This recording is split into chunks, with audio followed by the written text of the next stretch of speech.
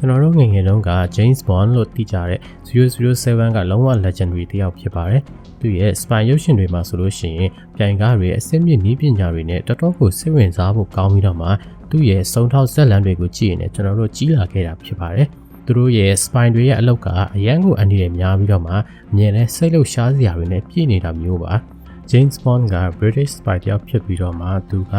MI6 အတွက်ကိုအလုပ်လုပ်ပေးရတာဖြစ်ပါတယ်။သူကရန်သူတွေစခန်းကိုဟန်ဆောင်အသွင်ယူပြီးတော့မှဒဇက်ခန်းတွေကိုကဲထုတ်တာတွေနဲ့သူ့ရဲ့စဝင်ခန်းတွေကတခြားသူတွေနဲ့ကွဲထွက်နေအောင်လို့အစစ်မြစ်လက်နက်တွေနည်းပညာတွေကိုအသုံးပြုပြီးတော့မှရိုက်ပြထားတာဖြစ်ပါတယ်။ spy တွေဟာဆိုလို့ရှိရင်နာမည်အတုတွေမှတ်ပုံတင်အတုတွေနဲ့သူတို့ရဲ့နောက်ကျောင်းရာဇဝင်တွေကိုလောက်ကျန်ဖန်တီးထားတတ်ကြပြီးတော့မှသူတို့ရဲ့ရွေးချက်ကတော့သူတို့ရဲ့ပြစ်မှတ်တွေစီကနေပြီးတော့မှအရေးကြီးတဲ့လျှို့ဝှက်သတင်းအချက်လက်တွေကိုတေးသစိတ်ရယူဖို့နဲ့ရယူလာတဲ့သတင်းအချက်လက်တွေကိုရန်သူတွေတတိမထားမိအောင်လို့လွယ်ပြောင်းပေးပို့ပြီးတော့မှခြေရာဖြောက်နိုင်ဖို့ဖြစ်ပါတယ်။ spy တွေအကြောင်းစိတ်ဝင်စားစရာနောက်ထပ်တစ်ခုကတော့သူတို့ကလူမြင်ကွင်းမှာတော့မှလူတွေတတိမထားမိအောင်လို့ဆက်သွယ်ပြောဆိုနိုင်ပြီးတော့သတင်းအချက်လက်တွေကိုပေးပို့နိုင်တာဖြစ်ပါတယ်။ဥပမာဆိုလို့ရှိရင်ကျွန်တော်တို့ spy တယောက်ဘေးကနေလမ်းဖြတ်လျှောက်လာလို့အင်ဂျီကျဲတီအပြည့်တက်ထားတဲ့ဆိုလို့ရှိရင်သူ့စီမှာပါလာတဲ့သတင်းအချက်လက်ကအလုံးလုံးချုံချုံနဲ့ရှိနေတာကိုပြောချင်တာဖြစ်နိုင်ပြီးတော့မှ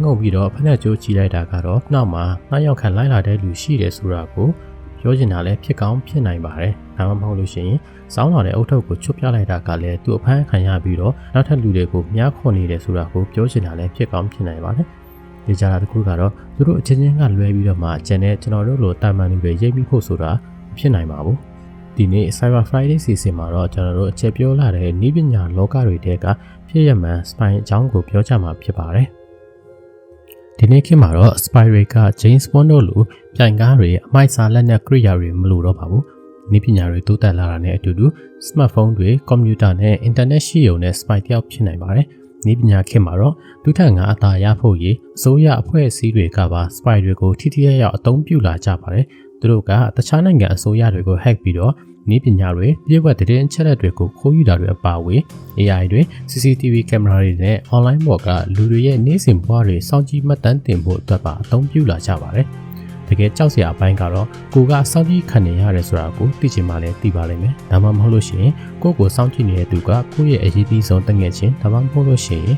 ကိုယ့်ရဲ့ဘေးကလှုပ်ဖို့ကင်ဖက်လည်းဖြစ်ကောင်းဖြစ်နိုင်ပါတယ်။သူ့ရဲ့နာမည်ကတော့ Igor လို့ခေါ်ပါတယ်။သူကတော့လက်ရှိရုရှားနဲ့စစ်ဖြစ်နေတဲ့ယူကရိန်းကနေ US ကိုရွှေ့ပြောင်းလာတဲ့သူဖြစ်ပြီးတော့မှ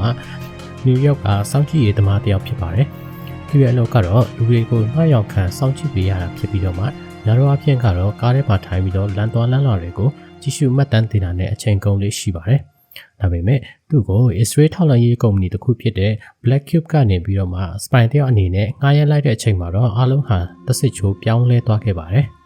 Black Cube ဟာဆိုလို့ရှိရင် Israel နိုင်ငံရဲ့ထောက်လှမ်းရေး agency တစ်ခုဖြစ်တဲ့ Mossad ရဲ့အငြိမ်းစား agent ဟောင်းနဲ့တည်ထောင်ထားတဲ့ agency တစ်ခုဖြစ်ပါတယ်။ Black Cube ဟာထောက်လှမ်းရေးအဖွဲ့အစည်းဖြစ်ပြီးတော့မှအဲ့ဒီမှာအလုပ်လုပ်နေတဲ့လူတွေဟာဆိုလို့ရှိရင်လည်း Israel ရဲ့ထောက်လှမ်းရေးကနေဆင်းသက်လာတဲ့လူတွေနဲ့တခြားလျှို့ဝှက်အဖွဲ့အစည်းတွေကအတော်ဆုံးလူတွေကိုစုထားတာဖြစ်ပြီးတော့မှသူတို့အသုံးပြုတဲ့နည်းပညာတွေဟာဆိုလို့ရှိရင်လည်းကျွန်တော်တို့ထင်ထားတာတက်ကိုအများကြီးကြောက်စရာကောင်းပါတယ်။ Black Cube ဟာဘီလီယံနာတထေးတွေနဲ့တခြားထိပ်သားနိုင်ငံရေးအစိုးရအရာရှိတွေအတွက်အလုပ်လုပ်ပေးရတာဖြစ်ပြီးတော့မှ American သမ္မတ Donald Trump ကတော့မှ Black Cube ကိုငှားရမ်းအသုံးပြုခဲ့တယ်လို့ခေါ်ရဟာလာတွေထွက်ခဲ့ပါသေးတယ်။ Black Cube မှာ Igor ရဲ့တာဝန်ကတော့ New York ကသတင်းထောက် Ronan Farrow နဲ့ New York Times ကသတင်းထောက် Jody Cantor ကိုနှာရောက်ခံပြီးတော့စောင့်ကြည့်ဖို့နဲ့ Black Cube ရဲ့ agent တွေကိုတံပြန်ထောက်လှမ်းပြီးတော့စောင့်ကြည့်ပေးရတာဖြစ်ပါတယ်။ agent တွေစီကနေ target information တွေလွှဲပြောင်းလုပ်တဲ့ချိန်မှာထောက်လှမ်းရေး agent တွေက information တွေကိုတကယ်တရားခံတွေကနေရယူခဲ့တာလားဆိုတာနဲ့ agent တွေကိုနှာရောက်ခံလိုက်လာတဲ့သူရှိမရှိဆိုတဲ့ဟာကိုစောင့်ကြည့်မှတ်တမ်းတင်ပေးရတာဖြစ်ပါတယ်။ Igor က spy ကို spy ပြန်လုပ်နေရတဲ့အလုပ်ဆိုတော့လွယ်တဲ့ကိစ္စတော့မဟုတ်ပါဘူး။အဲ့ဒီအချိန်မှာသတင်းထောက် Farrow က Harley Weinstein ရဲ့ Hollywood ရုပ်ရှင်လောကကအမျိုးသမီးတွေကိုလိမ်မိုင်းဆိုင်ရာအမျက်ထုတ်ခဲ့တဲ့အကြောင်းတွေကိုဖော်ထုတ်ဖို့ကြိုးစားနေတဲ့အချိန်ဖြစ်ပါတယ်။ Igor ကအထက်ထန်ကျောင်းသားဘဝကတည်းက New York Times ရဲ့ subscriber ဖြစ်တာမို့လို့သူနစ်သက်တဲ့သတင်းထောက်တွေကိုစောင့်ကြည့်ပေးနေတာသူ့အတွက်တော့လွယ်ကူတဲ့ကိစ္စတော့မဟုတ်ခဲ့ပါဘူး။ဒါတွေမကသေးပါဘူး။ Black Cube က Citizen Lab ကသူ့ဒေသနာပညာရှင်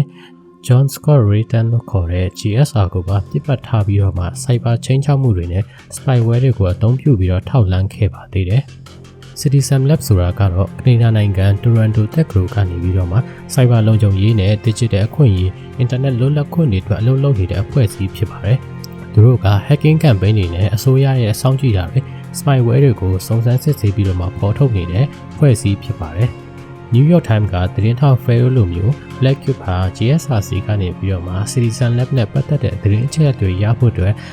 GSR က spyware တွေအသုံးပြုပြီးတော့မှ hack ဖို့ကြိုးစားခဲ့ပါသေးတယ်။ GSR ရဲ့လက်ဖော်ကင်ဖတ်ဖြစ်တဲ့Bahaကိုဒုက္ခသည်တွေအတွက်ဗဏ္ဍာရေးနဲ့ငွေကြေးရဲ့အခက်အခဲကူညီဖြည့်ရှင်းပေးဖို့အရေးကြီးအလျင်လိုနေပါတယ်ဆိုပြီးတော့မှမီတင်တစ်ခုကိုချိန်ဆခဲ့ပါတယ်။ Baha ကအစည်းအဝေးရောက်တဲ့အချိန်မှာတော့ဒုက္ခသည်တွေအတွက်ဗဏ္ဍာရေးကိစ္စတွေပြောမဲ့စာ Baha ရဲ့အလုပ်အကြောင်းနဲ့မိသားစုအကြောင်းကိုရေးကိုတာမိခွန်းနေတာမေးနေပြီးတော့မှ Baha ကလည်း smart ဖြစ်တဲ့သူတယောက်မလို့လိုက်ထိုက်ပြောပြီးတော့မှအမြန်ရှောင်ထွက်လာခဲ့ပါတယ်။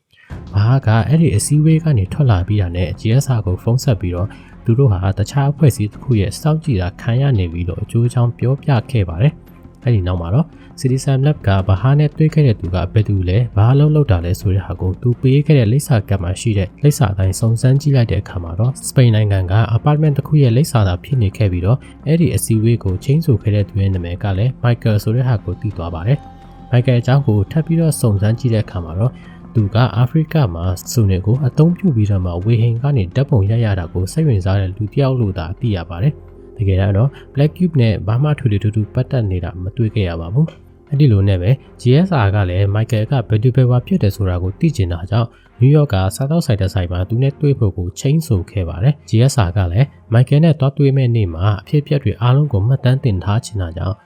recording device နဲ့သူ့ရဲ့ neck တိုင်းမှာ web camera ကိုတက်သွားခဲ့ပါတယ်။တစ်ချိန်တည်းမှာပဲစုံစမ်းစစ်ဆေးရေးသတင်းထောက် Rafael Scatter နဲ့သူ့ရဲ့ team ကိုလည်းသတင်းရယူဖို့အတွက်အဆင်သင့်ပြင်ထားဖို့ပြောပြီးတော့မှမီဒီယာအားကိုးနဲ့ Michael အကြောင်းကိုဖော်ထုတ်ဖို့ကြိုးစားကြပါတယ်။စီဝဲရောက်တဲ့နေ့မှာတော့ New York မှာမိုးတွေတဲကြီးမဲ့ကြီးရွာလိုက်တာကြောင့်မလို့ GSR တယောက်မိုးရေထဲမှာကားငှားလို့မရဘဲနဲ့အတန်ကြာပိတ်မိနေပြီးတော့မှမိုးရေတွေဆူရွှဲကုန်ပါတယ်။သူတို့ချိန်ဆထားတဲ့ညာကိုနောက်ကျမှရောက်လာခဲ့ပြီးတော့မှသူ့ရဲ့ neck တိုင်းကကင်မရာကလည်းရေဆူပြီးတော့မှအလုံးမလုံးတော့ပါဘူး။စားတော့ဆိုင်ထဲမှာတော့ Michael က GSR ကိုအသင်းဆောင်နေပြီးတော့မှတိတ်တွေ့ချင်းမှာပဲပြင်သစ်လိုမျိုးစပြီးတော့နှုတ်ဆက်လိုက်ပါတယ်။အစပိုင်းမှာတော့တိတ်မတိတာသေးပေမဲ့စကားတွေပြောရင်းနဲ့ Michael ရဲ့မိခွန်းတွေကပို့ပြီးတော့တန်တရားဝင်စရာကောင်းလာခဲ့ပါတယ်။ Michael က Citizen Lab နဲ့ပတ်သက်ပြီးတော့လက်တလောစုံစမ်းနေတဲ့ NSO ဆိုတဲ့အဖွဲ့အစည်းအကြောင်းကို GSRC ကနေစကားနိုင်နေခဲ့ပါတယ်။ GSR ကလည်းတီတီရက်နဲ့မီတင်ကိုလာခဲ့တာဆိုတော့တီတီငင်ငင်နဲ့သာအလိုက်ထိုက်ပြန်ပြောနေတဲ့အချိန်မှာ Setter စီကနေပြီးတော့မှအတန်ဖန်ဆက်ဘက်ထရီကုန်တော့မယ်ဆိုပြီးတော့မှစကားကိုအမြန်လက်ဆက်တက်ဖို့ဆိုပြီးတော့ message ရောက်လာခဲ့ပါတယ်။ဒီချိန်ထဲမှာပဲ Setter နဲ့သူ့ရဲ့မီဒီယာအဖွဲ့က GSR နဲ့ Michael တို့စပွဲဝိုင်းစီရောက်လာပြီးတော့မှ Michael ရဲ့ကုမ္ပဏီအတူအကြောင်းနဲ့သူ့ရဲ့ NSO အကြောင်းစုံစမ်းနေတဲ့အပေါ်မှာမေကွန်းထုတ်တဲ့အခါမှာတော့ Michael ကစပွဲကနေထွက်သွားဖို့ကြိုးစားပါတယ်။ Setter ရဲ့မီဒီယာအဖွဲ့တွေကဝိုင်းပြီးပိတ်ထားတဲ့ကြားထဲကမှ Michael တယောက်ထွက်ပြေးလွတ်မြောက်သွားခဲ့ပါတယ်။အဲဒီနောက်မှာတော့ Setter က New York Times သတင်းစာမှာ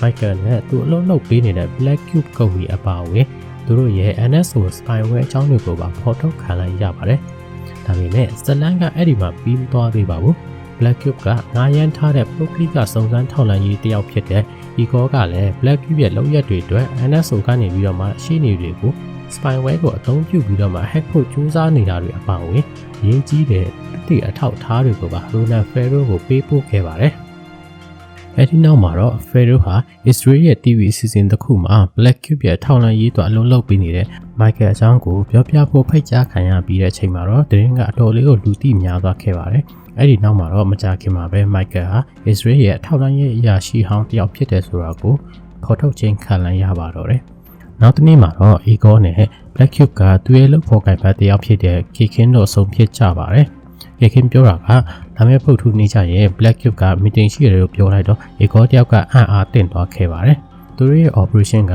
fail ဖြစ်သွားပြီးတော့မှအကုန်လုံးကဖော်ထုတ်ခံရတာမို့လို့သူတို့နှစ်ယောက်စလုံးအလိန်ဖော်ဆက်နဲ့အစစ်ဆေးခံရမှာဖြစ်တာမို့လို့အရက်တွေစလိတ်တွေမတောက်ရဘူးဆိုပြီးတော့မှ meeting မှာပြောသွားခဲ့ပါတယ်။ Igor ကသတင်းသမားတွေကိုအချက်လက်တွေပေးလိုက်တာမို့လို့အလိန်ဖော်ဆက်နဲ့အစစ်ဆေးခံရမယ်ဆိုရင်တေချာပေါက်သူ့ကိုမိမယ်ဆိုတာသူကသိနေပါတယ်။အဲဒီလိုနဲ့ Igor ကသူ့ရဲ့ရှေ့တင်တွေကသူ့ကိုအလိန်ဖော်ဆက်နဲ့အစစ်မခံဖို့အတွက်မှာထားတာကိုKekin ကိုပြောလိုက်တဲ့အခါမှာတော့သူတို့နှစ်ယောက်စကားတဲ့အခြေတင်ဖြစ်ခဲ့ကြပါတယ်။ ကေခင်ကIgorကိုတည်င်းထောက်ရစီကနေပတ်စံယူပြီးတော့မှ information တွေရောင်းစားခဲ့တယ်ဆိုပြီးတော့စစ်ဆွဲခဲ့ပါတယ်Igorပြန်ပြောတာကလည်းအမေရိကမှာဘယ်တည်င်းထောက်မှတည်င်းရဖို့တက်ကိုပတ်စံပေးပြီးမလုပ်ဘူးလို့ပြောလိုက်ပါတယ်ဒီအဖြစ်တွေမတိုင်ခင်တလအလိုလောက်ကတည်းကလည်း Igor က Black Cube က Israel ရဲ့ထောက်လန်းရေးတွေအတွက်အလုပ်လုပ်ပေးနေတာဖြစ်လို့တခုခုဆိုလို့ရှိရင်ကေခင်ကိုပဲတာဝန်ခံခိုင်းနိုင်မယ်ဆိုပြီးတော့မှတတိပေးခဲ့ပါသေးတယ်Igor ထင်တယ်လို့ပဲအဖြစ်တွေအားလုံးဟာ Black Cube ကသူတို့စီစဉ်တာမဟုတ်ဘဲနဲ့ New York ကသူတို့ရဲ့ agent ကေခင်ရဲ့ဂျန်စီတာဖြစ်တယ်ဆိုပြီးတော့မှထိုးကျွေးခံလိုက်ရပါတယ်အဲဒီနောက်မှာတော့သူတို့နှစ်ယောက်စလုံးကို Black Cube ကနေအလုပ်ထုတ်တာခံလိုက်ရပြီးတော့မှ Igor ကသူသတင်းပေးခဲ့တဲ့